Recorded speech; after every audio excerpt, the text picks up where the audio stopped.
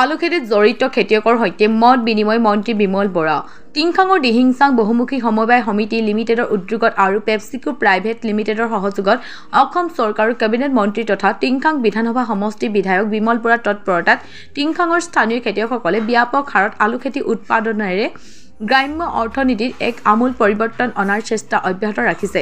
ইতিমধ্যে টিংখাঙৰ এই আলু খেতিৰ সন্দৰ্ভত মুখ্যমন্ত্ৰী ডক্টৰ হিমন্ত বিশ্ব শৰ্মায়ো সামাজিক মাধ্যমৰ যোগেদি মন্তব্য প্ৰকাশ কৰিছে। খেতিয়কৰ উৎপাদিত এই আলু মন্ত্ৰী বিমল বৰাই ট্ৰাকত লোড কৰি থকা পৰ্যবেক্ষণ কৰাৰ লগতে আলু খেতিয়কসকলৰ সৈতেও মত বিনিময় কৰি উৎসাহিত হয় মন্ত্ৰীগৰাকী।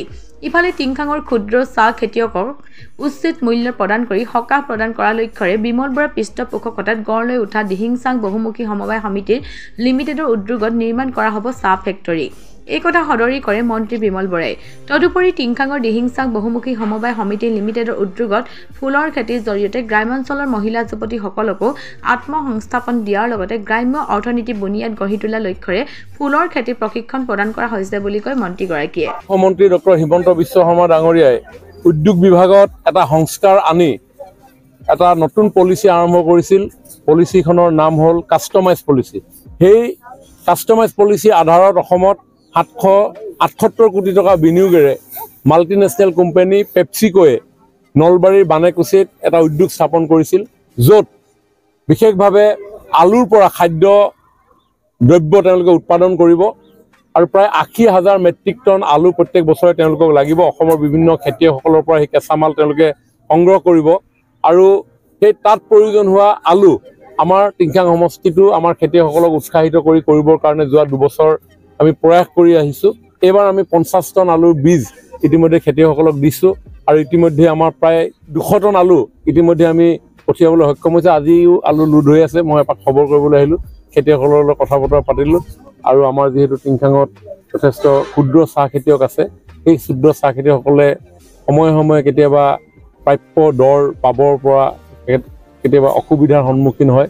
তাতে গুণগত পাত উৎপাদন আৰু প্ৰস্তুত কৰি আমি খেতিয়কসকলক উচিত মূল্য আমি দিব পাৰোঁ, তেনেধৰণৰ এটা চিন্তাৰে আমি দিহিংচাং বহুমুখী প্ৰকল্পই এটা চাহ উদ্যোগো আমি নিৰ্মাণ কৰিবৰ কাৰণে সিদ্ধান্ত গ্ৰহণ কৰিছোঁ। আপোনালোকে সকলোৱে জানে যে কিছুদিনৰ পূৰ্বে অসমত এডভান্টেজ আছাম 2.0 ইতিমধ্যে সম্পন্ন হৈ গৈছে। 2.0 কেইবাটাও ফ'কাছ ছেক্টৰ আছিল। সেই ফ'কাছ ছেক্টৰৰ ভিতৰত এটা অন্যতম গুৰুত্বপূৰ্ণ ফ'কাছ ছেক্টৰ ফ্লেভাৰ এণ্ড ফ্ৰেগনেন্স। অন্যহাতে আমাৰ চৰকাৰে ফ্লৰিকালচাৰ মিছন আৰম্ভ কৰিছে, যাতে অসমত চাহিদা পূৰণ কৰিব পৰাকৈ আমাৰ খেতিয়কসকলে, আমাৰ বিভিন্ন উদ্যোগীসকলে ফুলৰ খেতিৰ জৰিয়তে কৰ্মসংস্থাপনৰ লগতে অৰ্থনৈতিক বুনিয়াদ গঢ়ি তুলিব পাৰে। তাৰ কাৰণে ফ্লৰিকালচাৰ মিছন আৰম্ভ কৰিছে আৰু সেই ফ্লৰিকালচাৰ মিছনৰ আধাৰতে আমিও দিহিংচাং বহুমুখী প্ৰকল্পই আমাৰ গ্ৰাম্য সমাজত বসবাস কৰা বিভিন্ন উদ্যোগী মহিলা যুৱতীক লৈ আমি এই ফুলৰ খেতি কৰিবৰ কাৰণেও প্ৰশিক্ষণ প্ৰদান কৰিছোঁ। আশা ৰাখিম যদি ভাল ধৰণে ফুলৰ খেতি পৰ্যাপ্ত পৰিমাণৰ খেতি কৰিব পাৰে, নিশ্চিতভাৱে ফ্লেভাৰ এণ্ড ফ্ৰেগনেন্সৰ ক্ষেত্ৰতো আমি কিছু নতুন চিন্তা কৰিব পাৰিম।